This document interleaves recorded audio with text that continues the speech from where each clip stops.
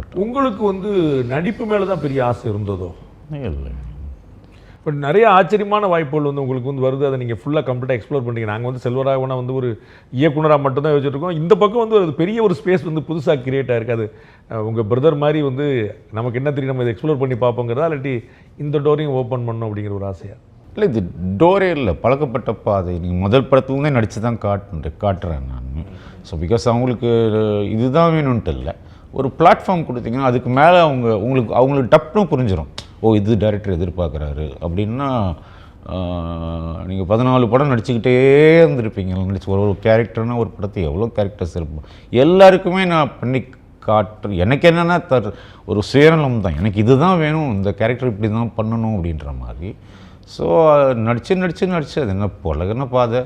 ஆனாலும் இது வேறன்றது பண்ணும்போது தான் தெரிஞ்சது. நடிக்க சொல்லி தரது வேற, நாம நடிக்கிறது. ஆமாம், கேமரா முன்னாடி அது கேமரான்றது தோணலை. பட்டு சொல்ல முடியாது எவ்வளோ விஷயங்கள் இதில் இருக்குதுன்னு எனக்கு தெரியல. அப்போது இது என்னென்னமோ இருக்குது, கடல் மாதிரி நுணுக்கங்கள் நிறைய இருக்குது இதில்.